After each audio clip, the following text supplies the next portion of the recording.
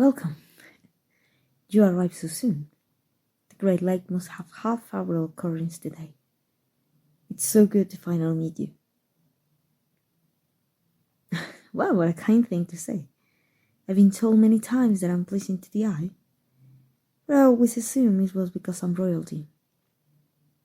It's gratifying to hear from someone who is in one of my subjects, or rather my parents' subjects. Oh, I understand. You must have fallen for the two-sided gossip about us. Did you think I was some sort of nasty, slim lizard person? A lot of topsiders think that. It's all because you refer to all of us who live below ground as troglodytes. It's a very appealing name, if you ask me. And as you can see, we look nothing like those ugly lizard people that prowl around near the entrances to the underworld.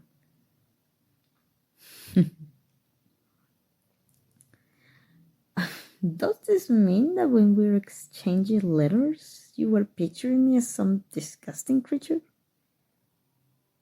How noble of you to have written such sweet words, though you imagine me that way. You must be so relieved.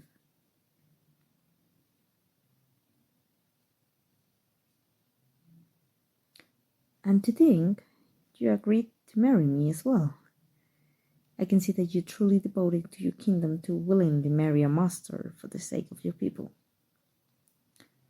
I find that I'm liking you better and better all the time.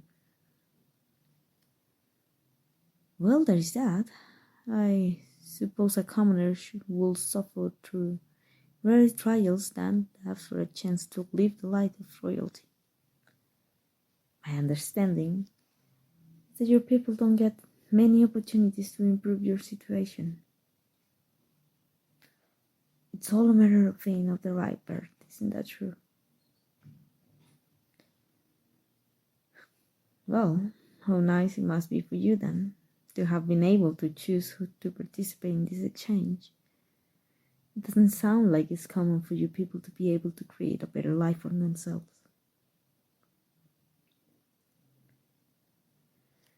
Oh, yes. Well, it wasn't exactly a choice for me. Royalty have their duties, you know. My parents chose me out of all their children for this task. Yes, it's a very important duty. When royals and nobles intermingle too much, the bloodline becomes corrupted. And so we tend to select commoners of healthy disposition to wed instead. It was very considerate of your king to respect our traditions for this political marriage. We always trade a commoner to marry the other's royalty. I don't mean to disrespect the outsiders' ways, but I think it's better this way. You're going to bring a very valuable perspective as a royal queen. You actually know what it's like to be a commoner. You know their needs, even if you're not from this kingdom. It always made more sense to me. But I'm babbling, aren't I? I must admit, I'm a little nervous meeting you. Even though we've exchanged letters, it's still a nerve-wracking moment. Meeting your future spouse. Well, I'm not surprised. It must be incredibly intimidating, suddenly being selected to marry your royalty in an underground kingdom. If I may ask, how does that make you feel? Oh, well, if there's anything you shouldn't be feeling, is unworthiness. Your people normally decide on candidates for political marriage based on nothing more than parentage and order of birth. But in your case, you pass all sorts of tests, both physical and mental, to prove that you were a commoner worthy to a royal marriage. You've proven yourself as the most worthy person in your entire kingdom, at least of those who apply. Well, you can call it luck if you like, but if you're that lucky, then I'll say you're still more than worthy. Luck can be a skill too. Besides, you're doing us a great favor. This is what we're doing for you. But our kingdoms need this alliance. My kingdom has been perilously low on food for quite some time now. It's difficult to ground things down here with no sunlight. The mushroom and livestock we do have are being mercilessly picked by the lizard people, so trade with you for your plentiful crops will be absolutely life-changing. And then, of course, you'll need our high-quality ores and stone.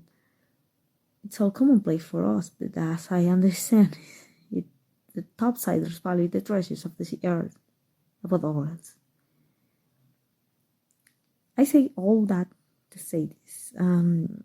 You've proven yourself, and you're doing something crucial on behalf of both of our peoples. You're wonderful, dear. Tell me a bit about yourself.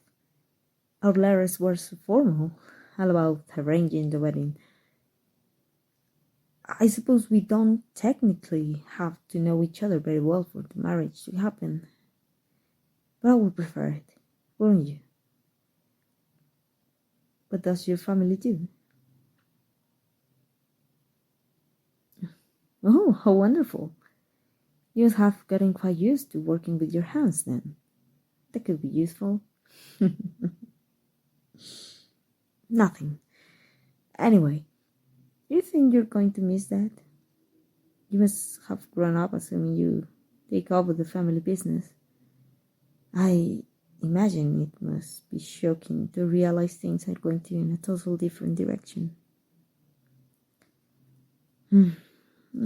I suppose I can understand that. That seems to be something that royalty and commoners have in common. Things tend to get decided for you.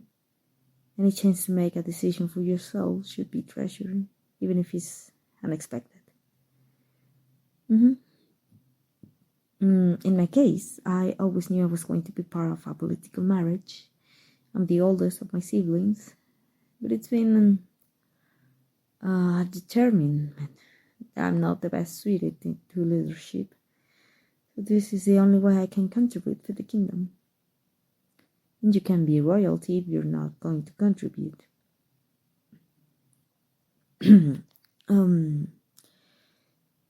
But I wouldn't say I'm lucky. In fact, you and I are going to have an incredible easy life together. Our whole purpose is to be symbols of our kingdom's union. All we really require to do is make public appearances at some important events. As long as we look happy together, people will see that our people can get along. No, it's incredibly simple. Of course, we can if we choose. We have a certain allotment of the real treasury that's how at our disposal, but that's more a matter of personal taste. Personally, I would love to do some humanitarian outreach between kingdoms. It makes the bond that much stronger. I don't intend to merely laze around in luxury just because I've been relegated to the lowest rail a royal can get. Oh dear. I think I say something I shouldn't have. I'm so sorry. I don't mean to imply that marrying you is beneath me. It has nothing to do with you as a person. It's just in my kingdom, all the princes and princesses are given land and responsibilities based on their potential. For me to be given no land at all and the easiest possible job, it speaks volumes about what my parents think of me. It's as if they saying, the only thing we think you're capable of is smiling in public and not cheating on your spouse. I was supposed to greet you and make you feel welcome in the kingdom, and yet here I am, burdening you with my own self-pity. Perhaps my parents aren't so grown about me. Do you mean that? um, well, nobody has ever made me blush like that before. I'll be honest. I assume all your letters have actually been penned by someone your kingdom hired to make a good impression. I hadn't considered that you might actually be that charming. It's strange. I didn't choose this political marriage, but now I think that perhaps, just perhaps, I can still choose you. Well, how can I say it more clearly? We only just meet, but I think that if we met under different circumstances, I could have decided I wanted to marry you anyway. You're sweet and charming. I know just from you passing the test that you're healthy and intelligent. Maybe you don't see it this way because of your birth, but you're quite a specimen. I mean it. You keep bringing up your background as if that changed anything, but I'm telling you it doesn't. If anything, I'm the one who is unworthy. You were chosen because you were the best commoner you people had to offer. I was chosen because I'm the worst of my royalty. I'm the one they could afford to give up.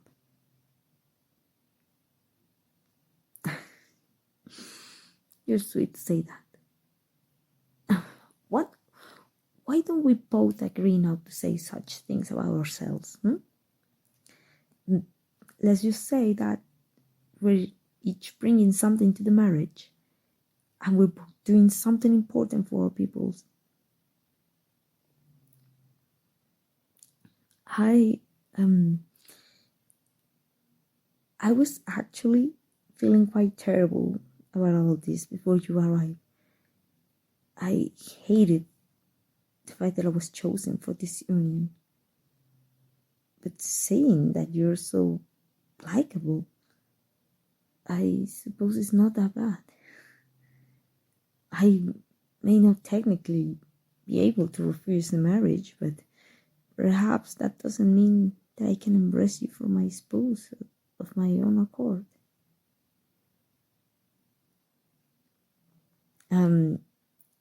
In that case, let's make this formal. Will you marry me?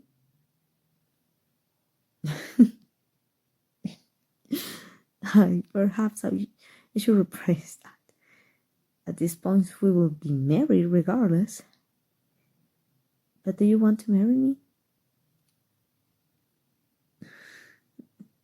I'm so happy to hear you say it. And I feel the same for you. I'm glad you were the one chosen for this. And to my surprise, for the first time, I'm glad that I was chosen as well. I chose to love you. Not because it's my duty, but because it's the one thing I still have a choice in.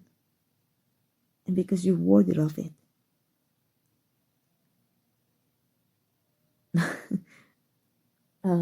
Come to think of it, have we just been standing in the palace entryway this entire time?